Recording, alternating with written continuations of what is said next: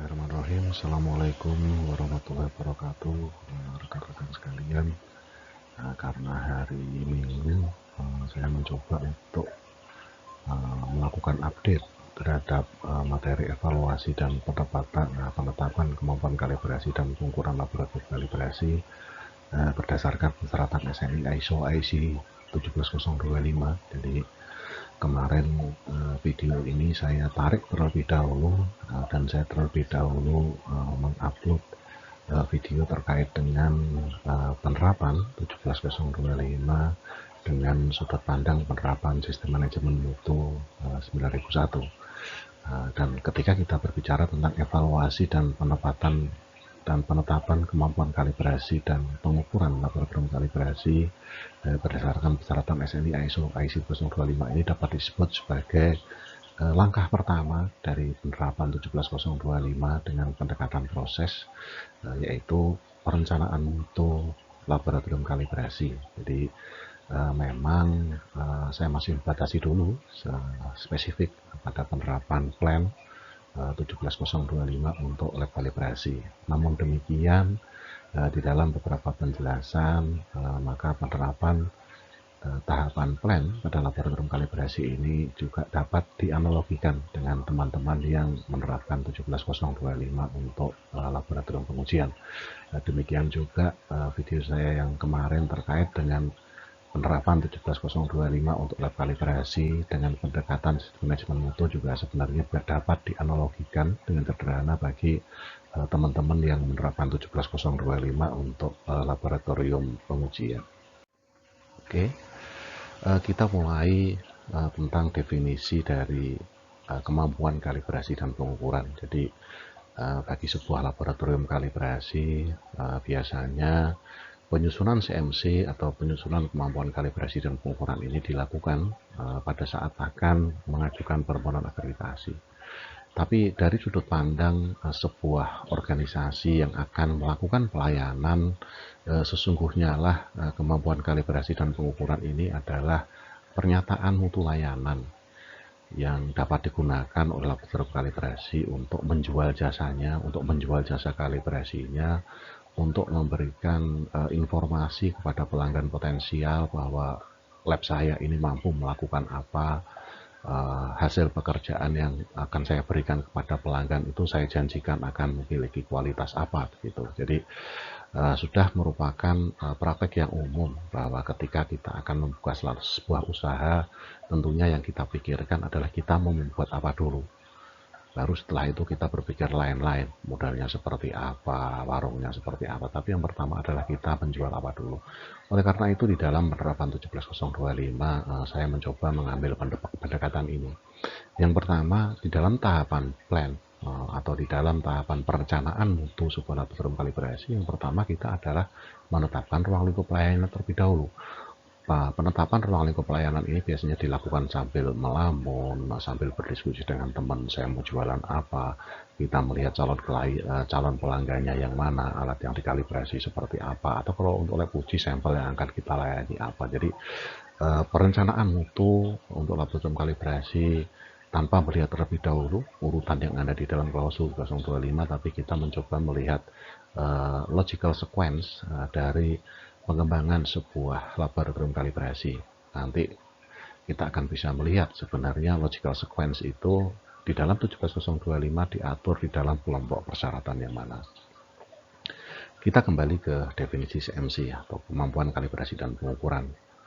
Tadi saya sampaikan bahwa CMC ini adalah kemampuan layanan gitu ya. Jadi kalau kita berbicara kemampuan untuk melakukan pengukuran, karena lab kalibrasi itu pada dasarnya melakukan pengukuran yang dapat diberikan kepada seluruh pelanggan laboratorium kalibrasi, artinya dijual kepada pelanggannya dalam kondisi normal.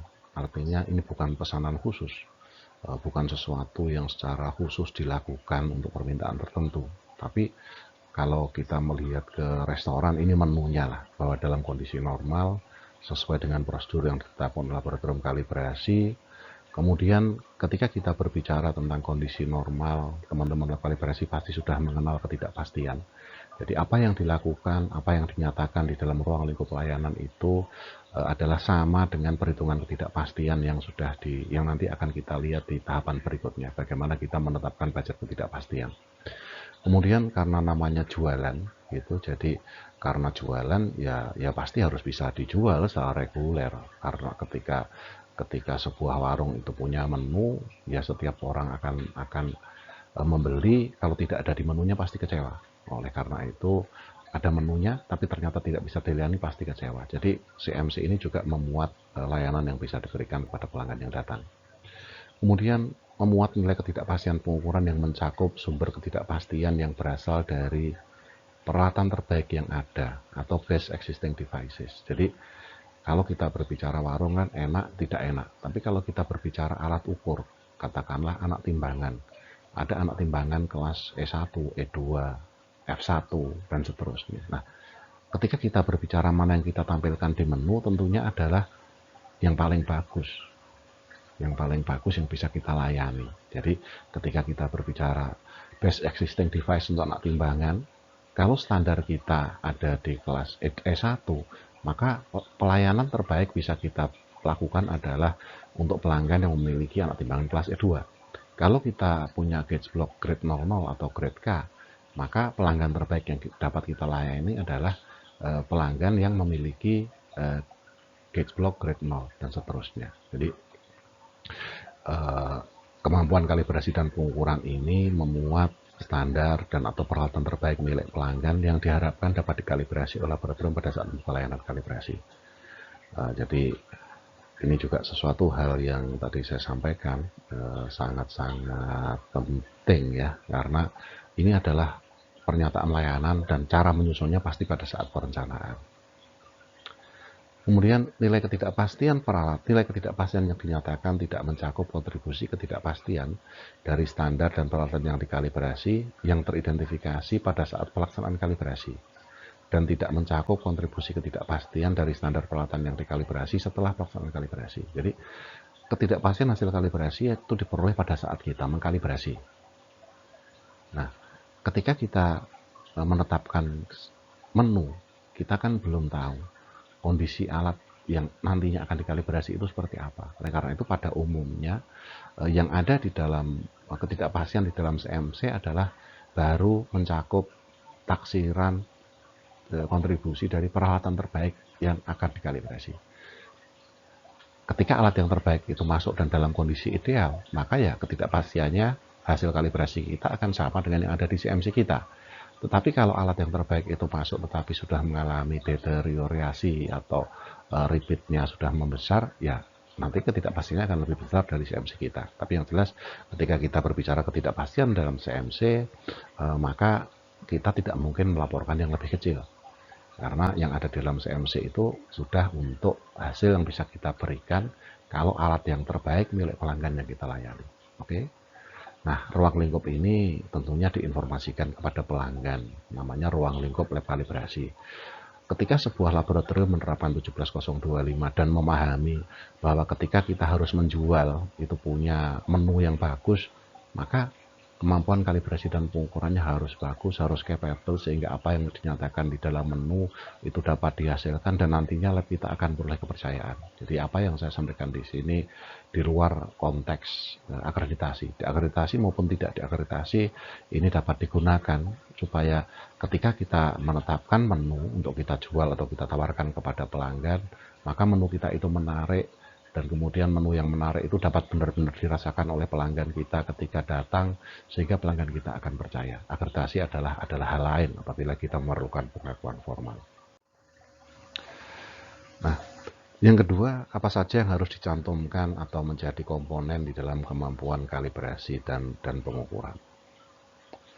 Yang pertama adalah bahan ukurnya atau besaran ukurnya atau bahan acuannya apa. Jadi apa sih yang bisa kita terima untuk kita kalibrasi atau kita ukur.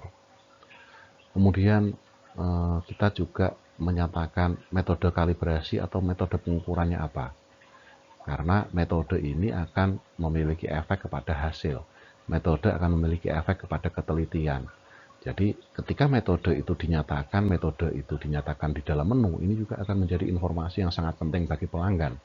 Karena kalau pelanggan itu sebuah perusahaan Jepang, maka informasi bahwa lab saya ini mampu untuk mengkalibrasi mikrometer untuk kemudian dinilai kesesuaiannya berdasarkan spesifikasi yang ada di JIS, tentunya akan menarik pelanggan.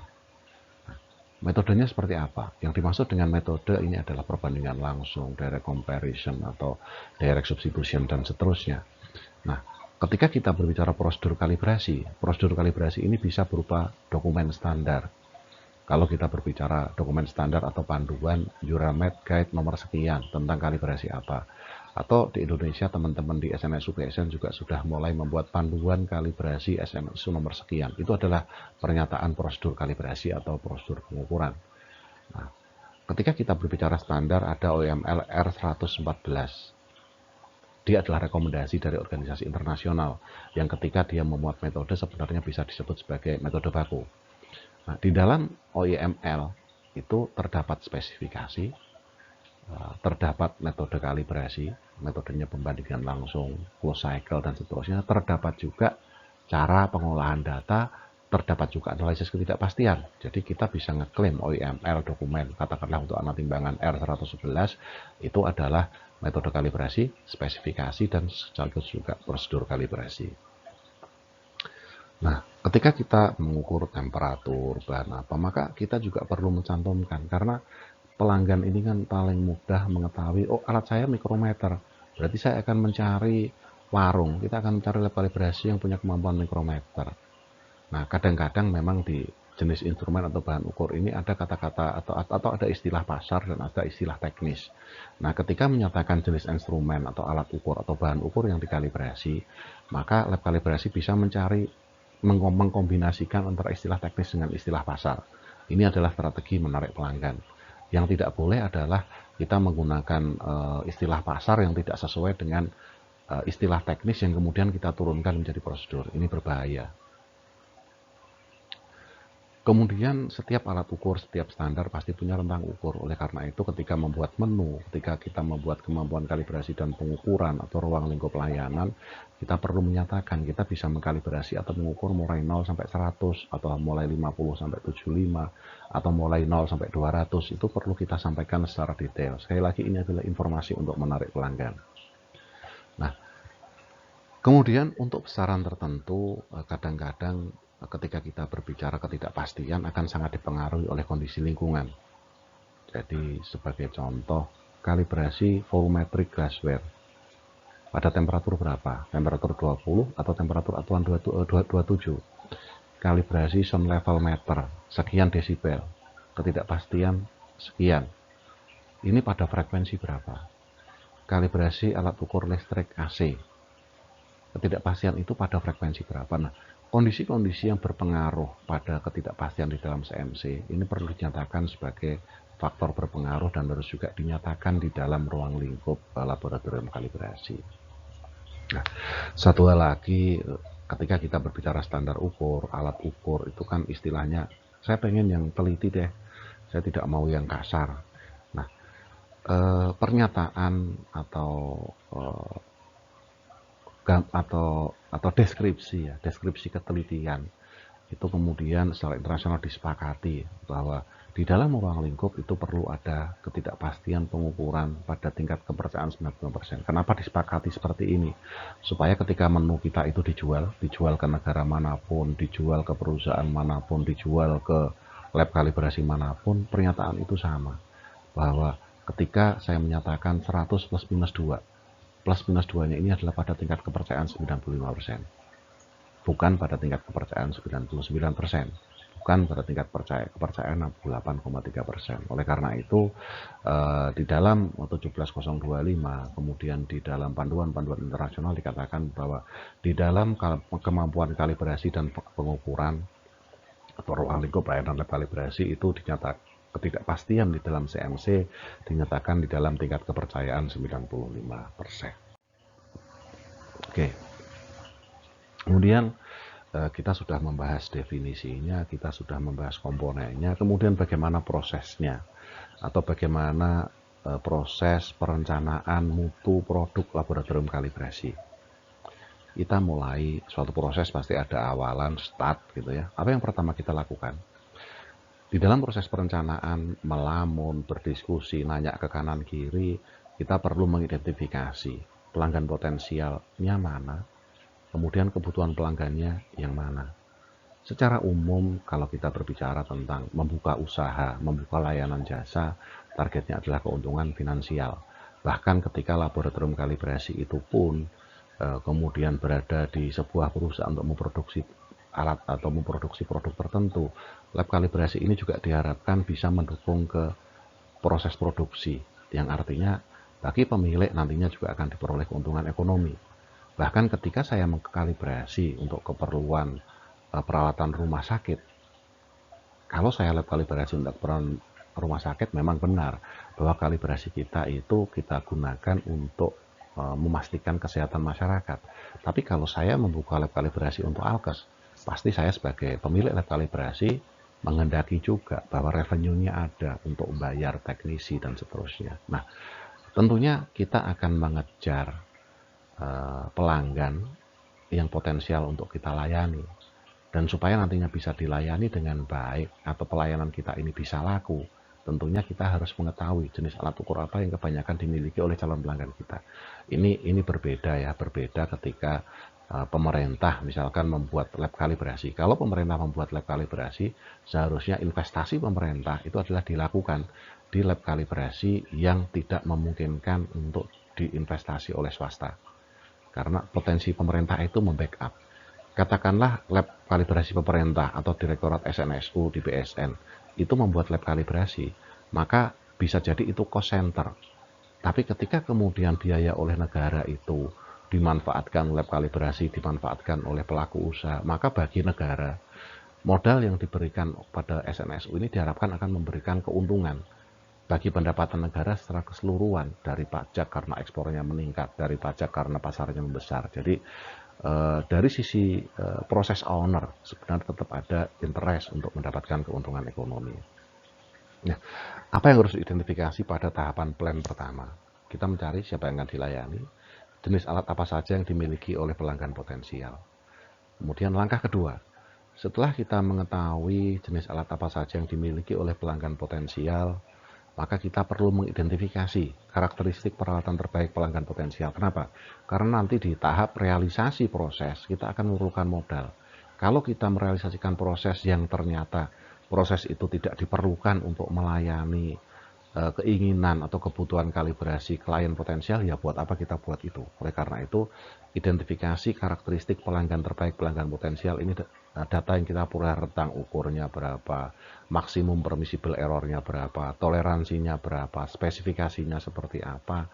Dan kalau kita berbicara data utama yang ada di dalam CMC, ketidakpastian pengukuran, maka kita harus menentukan maksimum permissible error, uncertainty-nya berapa.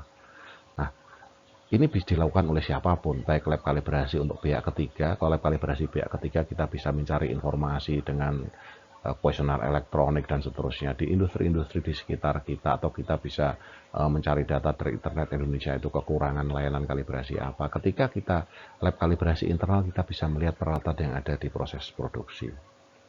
Langkah ketiga, setelah kita tahu jenis alat, kita tahu rentang ukurnya, kita tahu maksimum permissible errornya, kita tahu target uncertainty-nya berapa, kita mengidentifikasi metode atau prosedurnya yang mana. Direct comparison kah? Direct measurement kah? Apakah ada standar yang memuat spesifikasi dari jenis-jenis alat milik pelanggan yang potensial untuk kita layani tadi? Kalau ada, itu harus kita kumpulkan. Apakah ada metode kalibrasi yang sudah diterbitkan secara internasional yang disebut sebagai metode baku di dalam bentuk standar, di dalam bentuk jurnal yang diakui di meteorologia, jurnal yang diakui di APMP. Kita harus mengidentifikasi spesifikasi, standar yang memuat spesifikasi. Kita harus mengidentifikasi rekomendasi metode kalibrasi yang dinyatakan di dalam standar untuk memuat spesifikasi tadi, dan kita harus mencari dokumen standar jurnal internasional atau publikasi ilmiah yang memuat metode kalibrasi untuk dapat mengkalibrasi jenis peralatan milik pelanggan dengan rentang ukur tertentu, dengan spesifikasi tertentu, dengan toleransi tertentu, dan untuk mencapai ketidakpastian pengukuran tertentu. Nah, setelah kita memiliki metodenya, kita mempelajari, di dalam proses pengukuran tentunya kita mulai bisa melangkah masuk ke model matematis pengukurannya seperti apa. Nah, dari model matematis pengukuran kita perlu menyusun kemudian model penggabungan ketidakpastiannya seperti apa. Dari model penggabungan ketidakpastian kita akan bisa menyusun budget ketidakpastiannya seperti apa. Nah, bagaimana kita memproses mulai dari merumuskan model matematis berdasarkan metode yang digunakan, kemudian penggabungan ketidakpastian, mungkin ada satu video terkait dengan evaluasi ketidakpastian pengukuran berdasarkan isogam step by step, bottom up, tapi memang belum ada narasinya. Mudah-mudahan nanti setelah pada saat ada waktu yang cukup, saya akan mencoba melakukan update narasi dan juga menyesuaikan dengan beberapa standar baru terkait dengan ketidakpastian pengukuran yang terbit di dalam 3 atau 4 tahun terakhir. Jadi di dalam perumusan model matematis dan budget kita akan menetapkan target ketidakpastiannya berapa. Target ketidakpastian pengukuran ini sebenarnya adalah nilai ketidakpastian yang nantinya ingin kita cantumkan di dalam CMC kita. Nilai ketidakpastian yang nantinya ingin kita muat di dalam ruang lingkup. Nilai ketidakpastian yang nantinya ingin kita ajukan di dalam ruang lingkup akreditasi. Nah, berdasarkan model matematis dan model penggabungan ketidakpastian, kita akan bisa menyusun budget ketidakpastian. Kontribusi dari A berapa, kontribusi dari B berapa, kontribusi dari C berapa. Dan di dalam prosedur evaluasi ketidakpastian berdasarkan isogam, kita harus mengestimasi komponen ketidakpastian bakunya berapa, resolusinya berapa, standar deviasinya berapa. Nilai-nilai itu bisa kita estimasi dengan tipe B, artinya informasi yang kita peroleh, dan estimasi dengan tipe A. Di dalam tahap perencanaan, kebanyakan yang kita lakukan adalah estimasi tipe B. Karena proses ini kenapa saya katakan lebih baik dilakukan pada saat perencanaan. Karena kalau kita lakukan ini setelah kita punya alat semua, atau kita setelah tahu jenis peralatan pelanggan apa, kita cari-cari informasi, kemudian kita beli alat.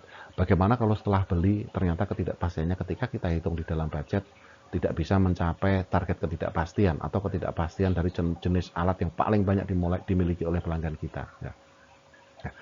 Oleh karena itu, di dalam perumusan budget ketidakpastian ini mayoritas adalah tipe B, dan tipe B itu estimasi.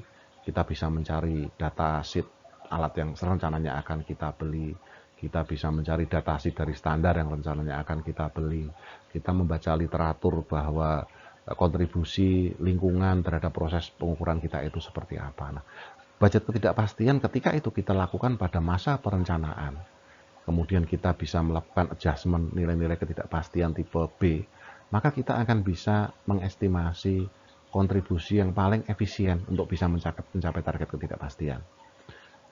Dari nilai-nilai yang ada di dalam budget ketidakpastian itu kemudian dapat kita konversi ke dalam kebutuhan peralatan, kebutuhan kondisi lingkungan. Jadi budget dilakukan pada saat evaluasi ketidakpastian atau pada saat perencanaan, sedangkan nanti tipe A-nya atau statistiknya itu bisa kita masukkan pada saat kita melakukan verifikasi dan atau validasi. Jadi bottom up kita lakukan pada saat perencanaan, top down kita lakukan pada saat verifikasi atau validasi untuk lab kalibrasi. Setelah merumuskan model matematis dan budget ketidakpastian, tadi saya sampaikan bahwa di dalam budget ketidakpastian itu ada kontribusi standar, ada kontribusi dari alat ukur, ada kontribusi dari kondisi lingkungan, ada kontribusi dari faktor-faktor yang berpengaruh lainnya. Dan setiap kita menyatakan kontribusi, ini akan berimplikasi kepada alat tertentu. Jadi setelah kita mendapatkan budget ketidakpastian teoritis, berikutnya kita bisa menetapkan spesifikasi peralatan yang akan kita beli, spesifikasi ruangan yang akan kita bangun, spesifikasi kompetensi orang yang ingin kita rekrut. Nah, disinilah kita memasuki tahap perencanaan dan penyediaan sumber daya. Jadi di budget ketidakpastian menyatakan standarnya alat timbangan kelas E1. Oke, kita mencari produsen mana yang bisa membuat kelas E1, A, B, C, tipe, jenis, dan merek peralatan yang akan dibeli. Oke, kita baca di dalam OML R111 bahwa kalau kita ingin mengkalibrasi anak timbangan kelas E2, maka variasi ketidakpastian harus 20 atau ditetapkan pada nilai tunggal antara 17 sampai 27 dengan variasi plus minus 1. 20 plus minus 1. Oke, berarti ruangan kita perlu berapa meter persegi. Dari situ kita akan perlu AC berapa PK. Dari situ kita akan bisa menetapkan kebutuhan untuk membangun bangunan itu. Kemudian kalau kita berbicara estimasi bahwa kalau kita melihat komparator yang biasa digunakan untuk kalibrasi anak timbangan kelas E2, itu kelas-kelasnya untuk 1 kilo mungkin perlu 5 digit. Kita bisa mencari spesifikasi yang tersedia di pasar, mesh komparator yang punya 5 digit dengan kapasitas 1 kilo. Kita bisa melihat di situ batasan kondisi ruangan supaya dia bisa beroperasi secara optimal seperti apa. Kita bisa melihat repeatability-nya secara teoritis yang didesain oleh pabrik berapa, sehingga kita bisa, oh orang kita nanti harus bisa mencapai repeatability ini ketika alatnya sudah diadakan. Nah, setelah perencanaan dan penyediaan, kemudian kita beli. Nah, harapannya setelah kita melakukan perencanaan sumber daya, kemudian proses A dilakukan, kita melakukan proses pengadaan peralatan, dan disitulah kita di sisi lain di dalam perencanaan laboratorium kita mulai mengidentifikasi persyaratan-persyaratan administratif dan persyaratan manajerial yang dipersyaratkan 17025, termasuk proses mendokumentasikan sistem manajemen mutu. Ini yang dilakukan paralel dengan proses penyediaan sumber daya. Jadi nanti mungkin akan saya elaborasi lebih lanjut di dalam seri berikutnya. Tapi inilah tahap awal. Kalau kita ingin bangun lab kalibrasi, maka rencanakanlah menu Anda, maka tetapkanlah ruang lingkup pelayanan Anda, dan ini caranya. Nah, verifikasi dan atau validasi metode kalibrasi memang ada batasan. Kalau verifikasi itu dilakukan kalau menggunakan metode baku, kalau validasi dilakukan kalau kita mengembangkan sendiri, it's okay. Tapi untuk lab kalibrasi, kegiatan apapun namanya, disebut verifikasi atau disebut validasi, tujuannya adalah kita melakukan praktek secara eksperimen untuk memastikan bahwa target ketidakpastian yang ada di dalam CMC kita itu dapat dicapai. Jadi kita melakukan praktek kalibrasi. Praktek kalibrasi itu kita menggunakan jenis alat terbaik yang sudah kita tetapkan di dalam ruang lingkup laboratorium kita. Kita menggunakan peralatan dan ruangan yang sudah kita bangun. Kita meminta orang yang nantinya akan kita tunjuk mengerjakan jenis peralatan itu. Jadi bagi sebuah laboratorium kalibrasi dan bagi semua laboratorium yang menerapkan 17025, maka ini sama dengan ketika saya akan membuat warung nasi goreng, kita sudah membeli penggorengan, kita sudah membeli bahan. Beranikah Anda menjual sebelum mencoba membuat? Jadi gampangnya verifikasi dan atau validasi itu adalah ketika perencanaan selesai dilakukan, ketika kita sudah melakukan penyediaan sumber daya, ketika laboratorium kita sudah diinstal, ketika orangnya sudah direkrut dan dilatih, maka kita perlu melakukan pelayanan itu sebelum kita menjualnya kepada pelanggan. Yang kita lakukan itu kemudian kita evaluasi secara internal.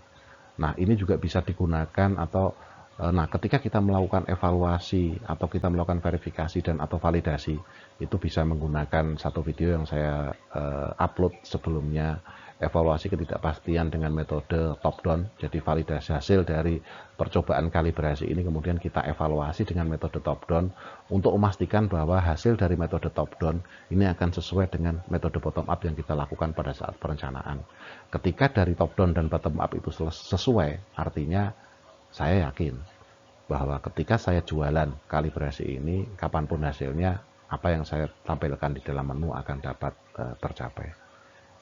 Jadi ini adalah akhir dari proses perencanaan sebuah laboratorium kalibrasi, dan hasilnya adalah kemampuan kalibrasi dan pengukuran atau CMC atau menu produk yang ditawarkan kepada pelanggan. Menu produk ini dapat kita ajukan kepada badan akreditasi ketika kita menghendaki akreditasi berdasarkan 17025. Oke, jadi mudah-mudahan dengan gambaran berbentuk diagram proses ini bisa mempermudah rekan-rekan untuk memahami bahwa ketika kita akan membuat sebuah laboratorium, inilah yang pertama kita lakukan. Bukan mencari konsultan untuk membuat dokumen, tapi carilah konsultan atau carilah orang yang bisa kita ajak bicara, siapapun, untuk melakukan perencanaan mutu produk laboratorium. Baru setelah itu di langkah do, kita menyediakan sumber daya dan kita menyusun dokumentasi. Tapi tanpa tahu menu yang kita jual, kita tidak akan bisa mendokumentasikan proses. Karena tanpa ada tahu menu apa yang akan kita jual, kita tidak akan pernah bisa menurunkan ke proses apa yang kita perlukan, sumber daya apa yang kita perlukan, apalagi kita bisa membuat dokumentasi. Jadi ini gambaran awal, kemudian saya akan masuk ke step per step daripada langkah-langkah ini. Langkah pertama, identifikasi kebutuhan pelanggan.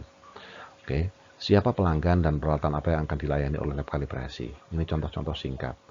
Apa sih yang kita tuliskan di dalam proses perencanaan? Kita catat, oke, lab kalibrasi bermaksud memberikan layanan kalibrasi anak timbangan kelas F1 berdasarkan OEML dengan bentang ukur 1 mili sampai dengan 1 kg bagi pelanggan eksternal. Karena saya mau bikin lab kalibrasi, di sekitar saya banyak pabrik, banyak yang punya F1, maka saya tulis, saya akan memberikan layanan pihak ketiga. Untuk lab listrik, lab kalibrasi bermaksud memberikan layanan kalibrasi multifunction kalibrator. Tipe apa? Oh, kebanyakan menggunakan 5100 dan mengkalibrasi 5100 ini harganya mahal. Jadi kita akan investasi ini. Kita tulis sebagai bagian dari quality plan kita. Kalau kita misalkan saya ingin membuat lab kalibrasi untuk pabrik saya. Pabrik saya mekanik, di sana banyak pressure gate. Pressure gate-nya kebanyakan adalah kelas 1 berdasarkan BSN 837, yaitu kita tuliskan sebagai nanti saya akan melayani jenis alat ini.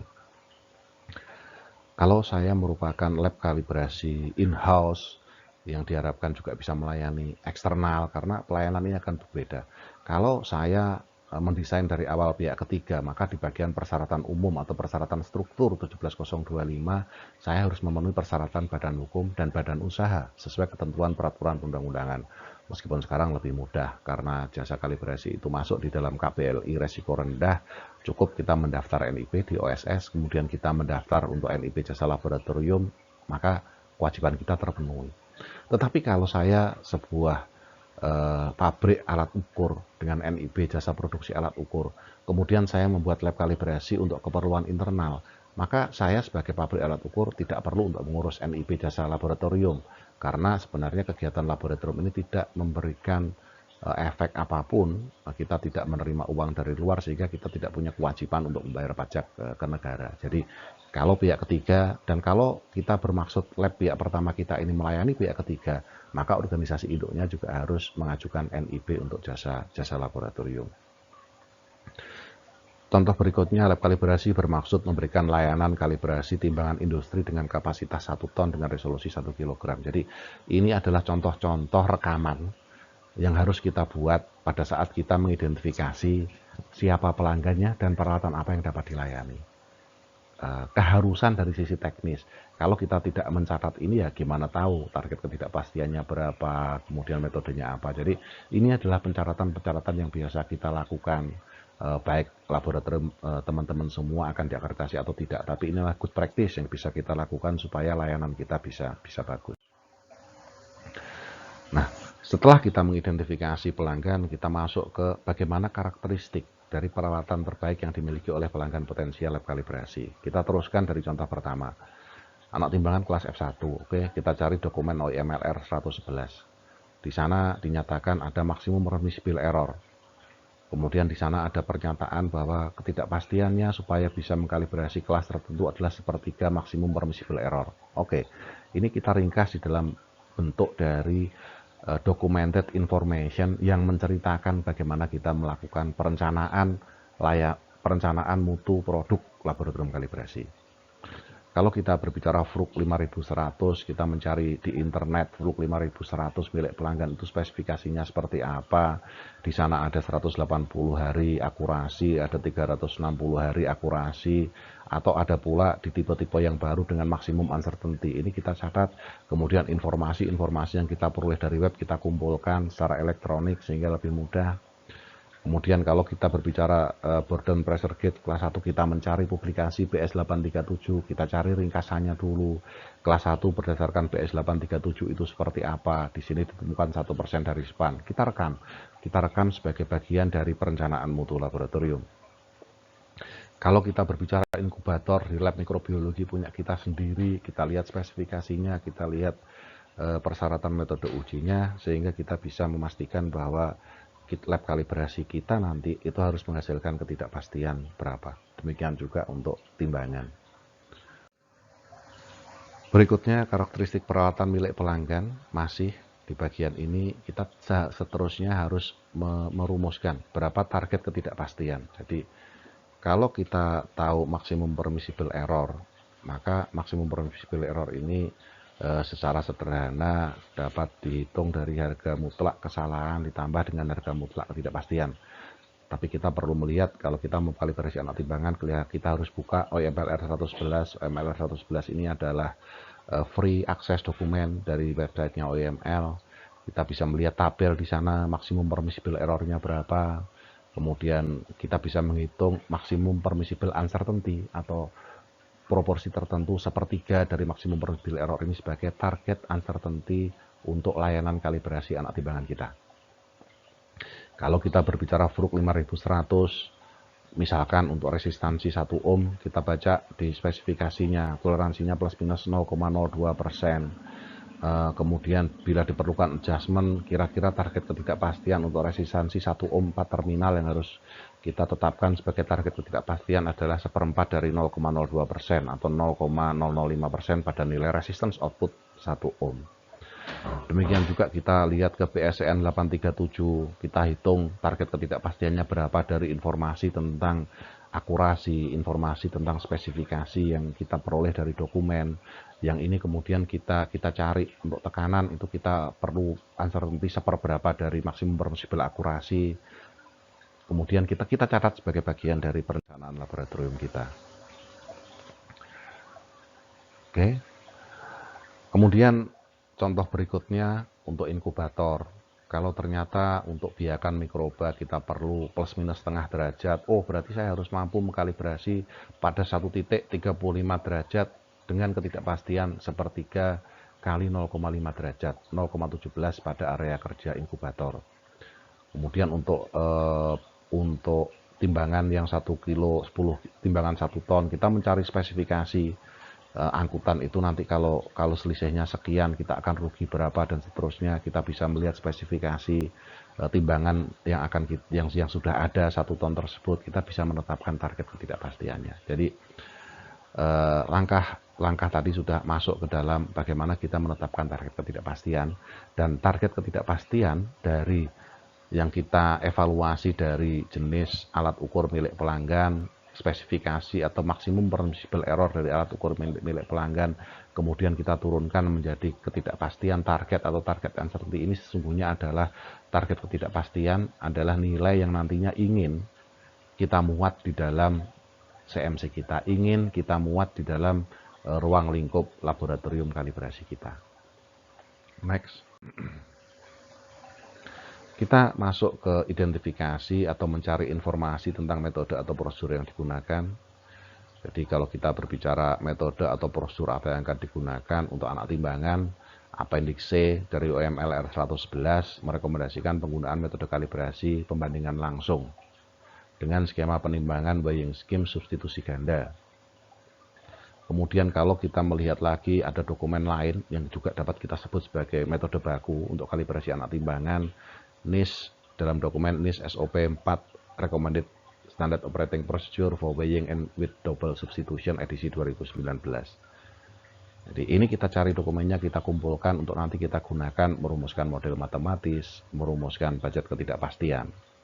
Kalau kita berbicara produk Fluke, kita punya dokumen Fluke Calibration Philosophy and Practice edisi 294, mungkin ada metode yang lebih baru. Itu juga akan memuat berbagai macam cara pengukuran, evaluasi error, dan seterusnya untuk setiap parameter dari multifunction kalibrator. Ketika kita berbicara metode kalibrasi Burden Type Pressure Gauge, PSN 837 Part 1 sama sekali tidak memuat metode ataupun prosedur. Metode atau prosedurnya dapat kita acu adalah Euromed Calibration Guide number 17, Calibration of Electromechanical and Mechanical Manometer. Ini kemudian juga mulai kita kumpulkan di dalam tahap perencanaan laboratorium. Contoh berikutnya inkubator. Oke, kita bisa mencari ada dokumen yang cukup populer, Euromed Calibration Guide nomor 20, Calibration of Temperature and/or Humidity Controlled Enclosures version 5.0 tahun 2017. Kemudian apabila kita mau mengkalibrasi timbangan non otomatis, spesifikasinya ada di OMLR 76. Salah satu metode kalibrasi atau prosedur kalibrasi yang bisa kita acu adalah Euromed Calibration Guide number 18, Calibration of Non-Automatic Weighing Instrument versi 4 2015. Jadi ini adalah tahapan-tahapan perencanaan teknis yang sangat penting ketika kita akan menjual layanan jasa kalibrasi. Oke, model matematis dan budget ketidakpastian. Secara rinci, cara evaluasi model matematis dan ketidakpastian seperti yang saya sampaikan ada di dalam salah satu video yang pernah saya upload terkait dengan evaluasi dan pernyataan ketidakpastian berdasarkan ISOGAM. Memang belum ada narasinya, tapi nanti akan saya update di lain waktu. Ketika ada waktu, mungkin di hari libur, saya bisa melakukan update terhadap materi-materi yang ada. Tapi di sini dalam kesempatan ini saya akan menyampaikan prinsip dasar di dalam penyusunan model matematis dan budget ketidakpastian. Jadi setelah menetapkan metode yang ditetapkan, kita bisa melihat prosedurnya, kita bisa melihat bagaimana cara menghitungnya, sehingga kita bisa menetapkan model matematis pengukuran yang relevan dengan prosedur kalibrasi yang ditetapkan dan merumuskan budget ketidakpastian sesuai dengan model matematis pengukuran yang telah ditetapkan. Kemudian berdasarkan model matematis yang ditetapkan, lab harus melakukan identifikasi sumber ketidakpastian, mengestimasi kontribusi ketidakpastian dari sumber yang relevan, dan melakukan perhitungan nilai ketidakpastian pengukuran untuk memastikan bahwa berdasarkan evaluasi yang dilakukan secara teoritis, berdasarkan budget ketidakpastiannya, uncertainty target yang ditetapkan berdasarkan uraian pada butir 2.2 dapat dicapai. Jadi karena ini tahapan perencanaan, tentunya sumber dayanya belum ada. Oleh karena itu estimasinya mostly adalah tipe B. Tipe A-nya nanti dikonfirmasi ketika verifikasi dan atau validasi. Mohon maaf, butir 2.2 itu ada di draft pedoman yang sedang saya susun, jadi diabaikan saja. Tapi kita mengacu pada butir di atasnya, bahwa model matematis itu ditentukan dari metodenya, kemudian model penggabungan ketidakpastian. Berikutnya kita melihat ke prinsip dasar berikutnya dari model matematis dan budget ketidakpastian.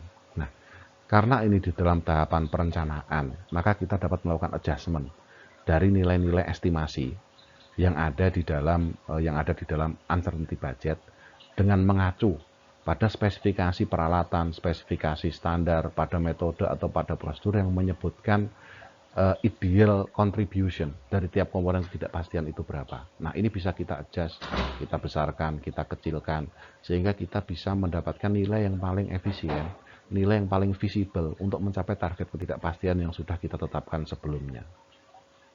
Nah, setelah diperoleh kombinasi nilai kontribusi ketidakpastian yang paling efisien berdasarkan spesifikasi teknis dari alat yang akan kita beli, berdasarkan informasi di dalam metode tentang kontribusi kondisi lingkungan terhadap jenis pengukuran dan kalibrasi yang akan kita lakukan, kemudian spesifikasi, kemudian berdasar dengan metode pengukurannya mau sekian kali pengulangan. Setelah itu semua kita tetapkan, maka kita bisa membuat spesifikasi sumber daya. Spesifikasi sumber daya itu yang pertama, spesifikasi teknis dari setiap komponen kontributor ketidakpastian yang selanjutnya dapat dinyatakan di dalam bentuk spesifikasi standar pengukuran, spesifikasi kondisi lingkungan yang diperlukan, spesifikasi alat ukur kondisi lingkungan yang diperlukan untuk mencapai spesifikasi kondisi lingkungan yang ditetapkan, alat ukur dan alat bantu lainnya yang berkontribusi signifikan terhadap estimasi nilai ketidakpastian yang dievaluasi dengan budget ketidakpastian. Jadi setelah kita punya budget, kita punya batasan kontribusi, berikutnya kita bisa menyusun spesifikasi pengadaan barang dan jasa laboratorium. Dengan sangat jelas, ada spesifikasinya, ada target, ada maksimum uncertainty-nya, ada maksimum koreksinya, dan seterusnya. Sehingga dengan kita mengikuti tahapan perencanaan ini, dari sisi kalau kita lembaga negara, lembaga pemerintah, maka spesifikasinya ini spesifikasi yang terbuka, spesifikasi yang memastikan bahwa secara teknis akan tercapai. Jadi langkah-langkah ini juga akan mendukung proses pengadaan barang dan jasa bagi lembaga pemerintah maupun lembaga swasta.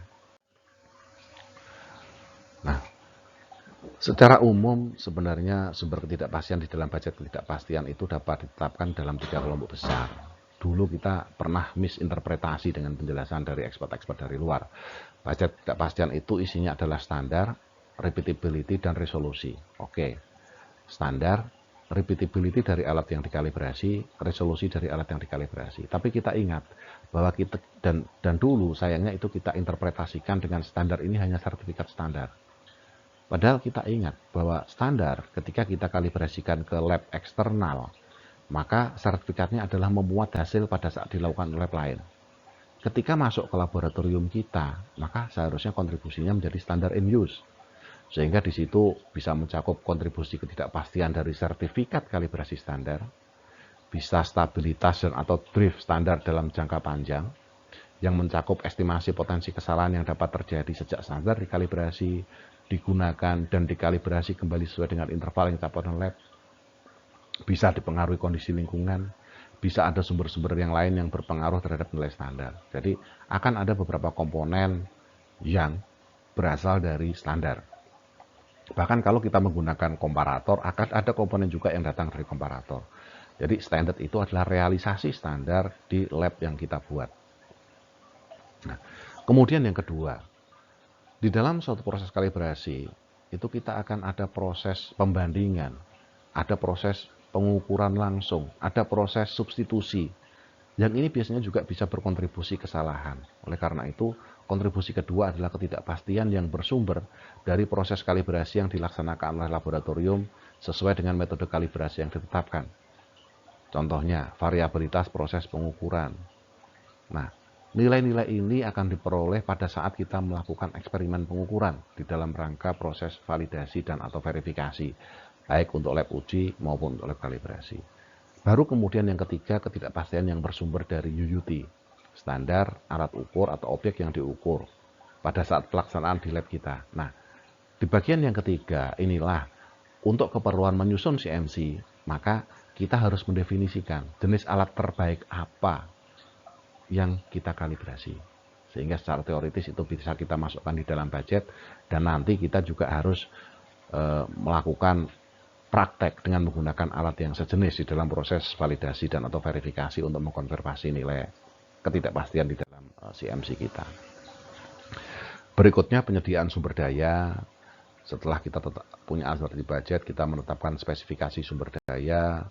Berdasarkan spesifikasi sumber daya dan kualifikasi pemasok yang telah ditetapkan, lab dapat melaksanakan proses penyediaan atau pengadaan sumber daya sesuai dengan prosedur yang ditetapkan oleh atau menjadi kewajiban lab dalam proses penyediaan atau pengadaan sumber daya. Kita bisa mengacu ke pengadaan sumber daya eksternal yang ada di dalam 17025. Setelah sumber daya tersedia, lab harus melakukan evaluasi penilaian kesesuaian terhadap spesifikasi. 17025 di klausul lain juga menyatakan bahwa setiap kita membeli peralatan habis pakai harus kita evaluasi spesifikasinya, dan spesifikasi ini sudah kita tetapkan di dalam masa planningnya. Ketika kita berbicara penyediaan sumber daya, ini kita sudah masuk sebenarnya di do juga, tetapi do di dalam arti bukan do untuk memulai layanan, tetapi do mari pada saat kita mulai mempraktekkan pekerjaan tersebut. Jadi kalau kita berbicara siklus plan, do, check, act di dalam 9001, itu proses plan itu ada di dalam panahnya. Artinya akan ada irisan antara proses plan dan do. Di 9001 setelah perencanaan, di sana di awal dari realisasi proses ada design and development. Design and development bukanlah do yang kita berikan kepada pelanggan, tapi do pada saat perancangan produk. Nah, di sini pun sama. Setelah kita do dengan membeli peralatan, kemudian menginstalasi laboratorium kita, maka kita akan memulainya dengan verifikasi dan validasi. Ini merupakan irisan antara langkah perencanaan, kemudian dengan langkah kita memulai layanan. Jadi ada irisan antara plan dan do di sini. Nah, setelah seluruhnya tersedia, kemudian ya tadi, kalau saya sudah beli penggorengan, saya sudah beli rombong dorongan, saya sudah beli apa akankah kita berjualan nasi goreng kalau kita belum pernah mencoba? Maka kita harus mulai memasak. Nah, oleh karena itu, selanjutnya lab harus melakukan pekerjaan kalibrasi terhadap unit under test dengan spesifikasi yang ditetapkan dalam bagian 2 dari dokumen ini. Jadi, spesifikasi bagian 2 dari dokumen ini nanti akan saya lanjutkan di dalam ringkasan di slide berikutnya. Termasuk memastikan bahwa uncertainty target atau ketidakpastian dalam CMC yang sudah ditetapkan secara teoritis dapat dicapai dalam pekerjaan real yang dilakukan oleh personel laboratorium yang diberikan kewenangan untuk melaksanakan pekerjaan tersebut dengan sumber daya yang telah tersedia. Pelaksanaan praktek kalibrasi untuk memastikan bahwa lab mampu mengoperasikan metode kalibrasi untuk mencapai uncertainty target atau ketidakpastian yang akan dinyatakan di dalam CMC di dalam 17025 disebut dengan istilah verifikasi dan atau validasi. Oke, selanjutnya verifikasi dan atau validasi kemampuan layanan laboratorium. Saya sengaja tidak memisahkan secara jelas karena ini konteksnya untuk lab kalibrasi, tetapi konteks lab pengujian ini akan sangat jelas. Kalau kita menggunakan metode baku, maka kita melakukan percobaan, kemudian hasilnya kita bandingkan dengan karakteristik yang ada di metode baku, itu namanya verifikasi. Tetapi kalau validasi, kita membangun metode sendiri atau memodifikasi metode baku, kemudian kita melakukan percobaan, kemudian dari hasil percobaan tersebut kita bisa menetapkan karakteristik metode. Dari karakteristik metode yang dikembangkan, kemudian kita bisa melihat apakah karakteristik itu bisa digunakan untuk memenuhi kebutuhan kita. Jadi kalau validasi itu belum ada spesifikasi yang dibandingkan, tapi kita menetapkan karakteristik metode, kemudian karakteristik itu kita confirm kepada kebutuhan pengujian kita. Tapi untuk lab kalibrasi, prinsipnya sama, mau metode itu dikembangkan sendiri, mau metode itu metode baku, harus dilakukan verifikasi dan atau validasi, pekerjaan eksperimental, kemudian ketidakpastiannya dievaluasi secara top down, kemudian hasil evaluasi ketidakpastian secara top down itu kita bandingkan dengan evaluasi ketidakpastian bottom up yang kita lakukan pada saat perancangan sistem, dan apabila sesuai secara statistik maka bisa kita tetapkan bahwa menu kita itu punya ketidakpastian di dalam CMC sekian. Oke. Prinsip dasar, verifikasi dan atau validasi pada dasarnya adalah praktek untuk melakukan kalibrasi dan atau mengukur jenis standar, alat ukur atau bahan ukur sesuai dengan yang dinyatakan lab kalibrasi menggunakan sumber daya yang telah direalisasikan lab sesuai dengan rencana. Diakreditasi maupun tidak diakreditasi, apakah rekan-rekan akan percaya teknisi kita yang sudah ikut pelatihan itu mampu melakukan pekerjaan kalibrasi kalau kita tidak melihat dia melakukan? Kalau kita tidak menilai dia sudah melakukan dengan peralatan kita, pelatihannya di tempat lain kok. Setelah alat kita di setup, apakah kita berani memberikan pekerjaan kepada teknisi kita kalau kita belum memastikan dia kompeten mampu mengoperasikan alat itu, mampu melakukan setup kalibrasi, mampu melakukan pengolahan data kalibrasi kalau mereka belum melakukan. Dan sesungguhnya validasi dan verifikasi ini adalah merupakan penjaminan dari kita sebagai pemilik lab bahwa proses produksi kita akan berjalan untuk keperluan akreditasi maupun tidak. Meskipun untuk keperluan akreditasi seharusnya juga badan akreditasi tidak akan memberikan ruang lingkup, tidak akan memberikan pengakuan formal apabila laboratorium itu belum bisa menunjukkan kalau dia sudah pernah melakukan pekerjaan dan hasil kalibrasinya baik. Nah, kegiatan untuk melakukan pekerjaan dan memastikan hasil kalibrasinya baik atau mencapai parameter yang ditetapkan dalam CMC ini yang saya sebut dengan verifikasi dan atau validasi. Nah, kalau sebuah laboratorium memiliki 100 unit alat kalibrasi, tentunya akan sangat mahal apabila laboratorium harus menyediakan objek verifikasi untuk semuanya. Oleh karena itu kita bisa melihat untuk sebuah lab kegiatan verifikasi bila menggunakan metode baku dan atau validasi bila menggunakan metode baku yang dimodifikasi atau metode yang dikembangkan sendiri. Pada dasarnya kegiatan itu ditujukan untuk memastikan bahwa dengan sumber daya yang telah direalisasikan sesuai dengan persyaratan klausul 6 17025, lab mampu mengkalibrasi sesuai dengan rentang ukur dan ketidakpastian yang dinyatakan di dalam ruang lingkupnya. Untuk jenis standar atau alat ukur atau bahan ukur yang karakteristiknya sama dengan karakteristik yang digunakan sebagai penetapan model matematis dan budget ketidakpastian. Jadi kalau ada satu sistem digunakan untuk A, B, C, D, E, maka kita cukup mengadakan satu objek verifikasi, idealnya yang terbaik. Jadi kita sediakan objek berupa alat yang terbaik dibanding yang bisa dilakukan semua oleh sistem itu. Sehingga dengan memverifikasi yang terbaik, otomatis yang level ketelitian di bawahnya kita akan bisa menghitung dengan rasio, kita bisa menghitung dengan perkalian tertentu. Tetapi kalau yang paling teliti sistemnya sama ini kita mampu, maka kita bisa sudah membuktikan bahwa satu pekerjaan dengan yang paling baik akan mewakili semuanya. Karena komponen di dalam CMC termasuk ketidakpastiannya merupakan parameter yang berlaku pada jangka waktu tertentu, maka praktek kalibrasi ini harus dilakukan berulang untuk memastikan seluruh potensi kesalahan yang bersumber dari sumber daya pada periode tertentu tersebut telah diakomodasi. Jadi kalau kita berbicara verifikasi dan atau validasi, itu secara teoritis harus mencakup kondisi repeatability dan kondisi reproducibility. Jadi pengukurannya tidak bisa hanya satu. Kita harus lakukan kalibrasi terhadap objek yang sama itu beberapa kali, sehingga kita akan punya beberapa sertifikat untuk objek yang kita miliki itu. Dan sertifikat-sertifikat itu pada gilirannya kalau rekan-rekan sekalian akan mengajukan akreditasi, bisa kita sampaikan sebagai bukti pekerjaan kalibrasi. Just simple. Kalau kita mengikuti filosofi cara merencanakan lab kalibrasi, otomatis untuk mengajukan akreditasi buktinya pasti sudah ada.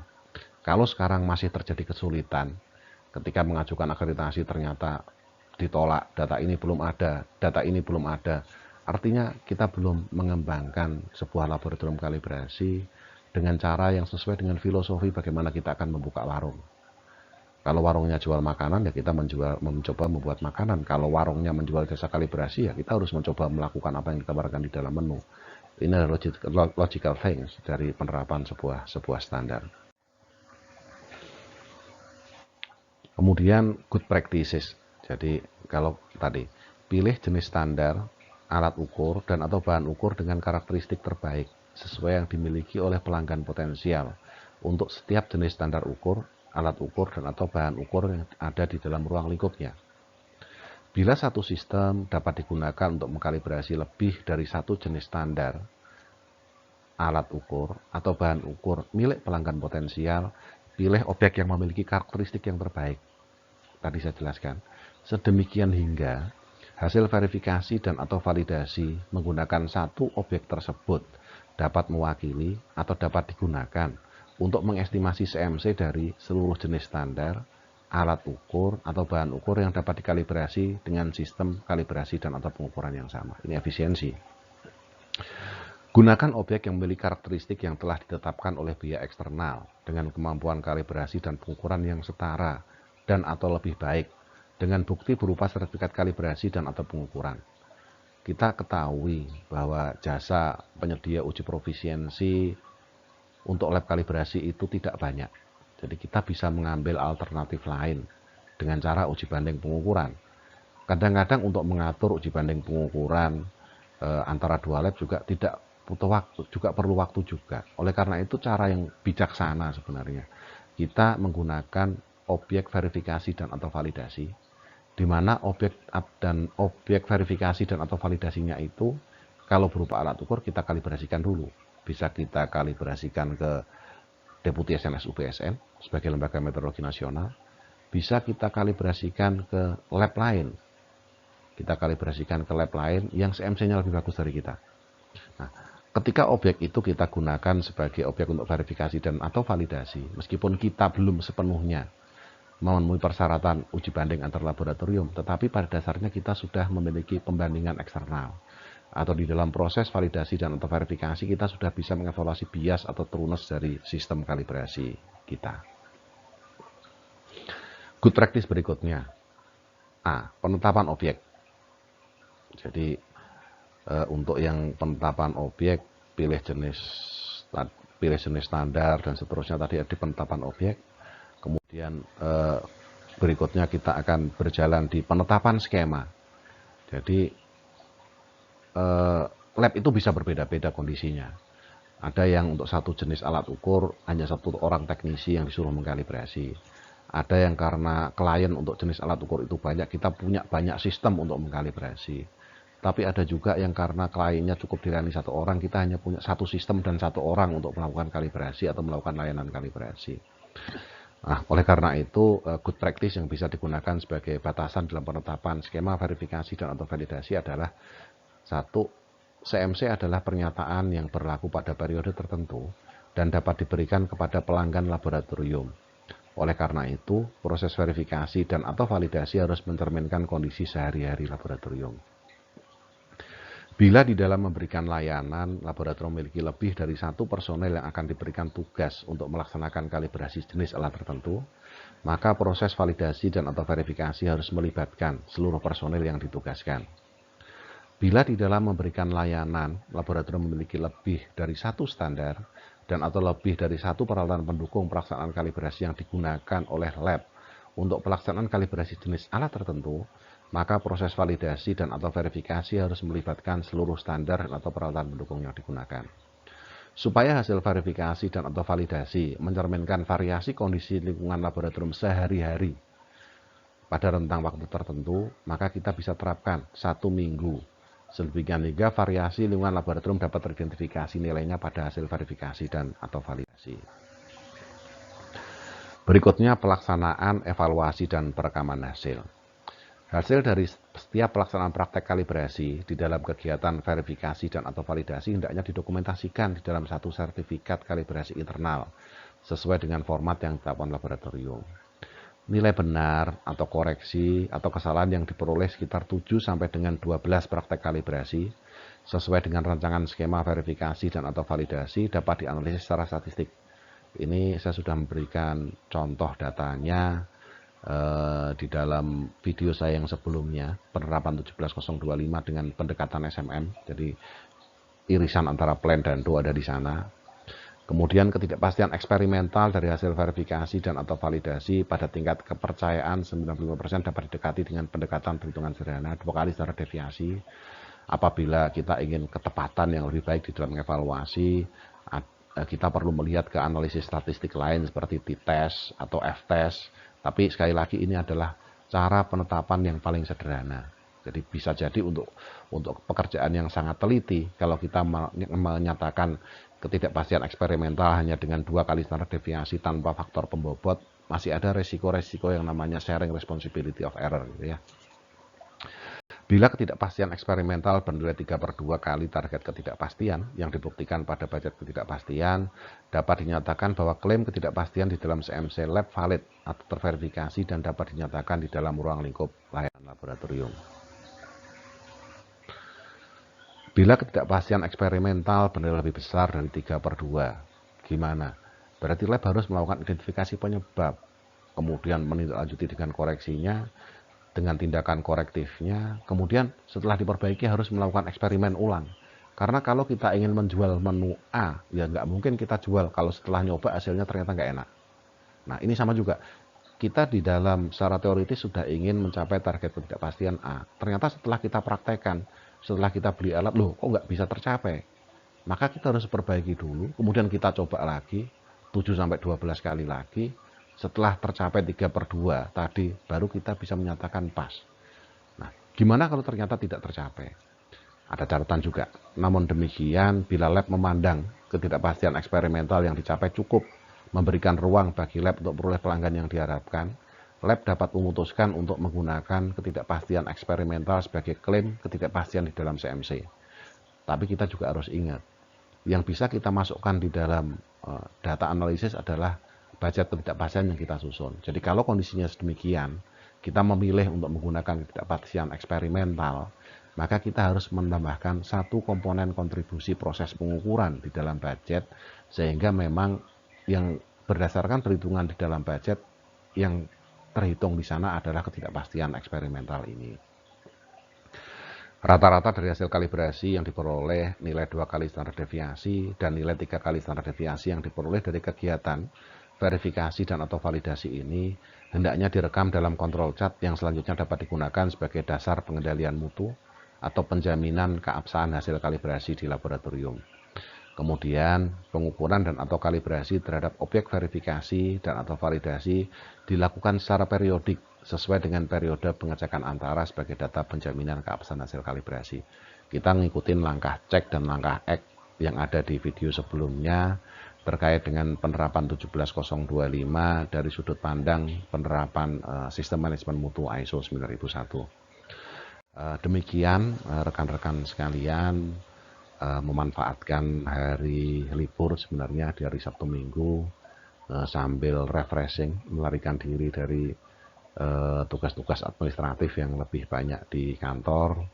video-video saya yang saya sampaikan di channel ini adalah video-video teknis, bukan kebijakan Komite Akreditasi Nasional, bukan kebijakan BSN, tetapi ini adalah video-video teknis dari pengalaman pribadi saya, dari apa yang saya peroleh dengan benchmarking di tempat lain. Kemudian saya mencoba untuk bisa mengkombinasikan itu di dalam bentuk bahan diskusi-diskusi teknis, bahan-bahan video teknis yang mudah-mudahan dapat membantu rekan-rekan semua untuk tahapan ini di seri penerapan 17025. Dan karena saya dulu pertama kali bekerja ada di lab kalibrasi di Lembaga Metrologi Nasional, maka sebelum masuk ke standar-standar ISO lain yang kemudian saya punya kesempatan mempelajarinya, akan lebih banyak masuk ke terkait dengan penerapan 17025 untuk laboratorium. Semoga bermanfaat. Billahi taufik wal hidayah. Wassalamualaikum warahmatullahi wabarakatuh.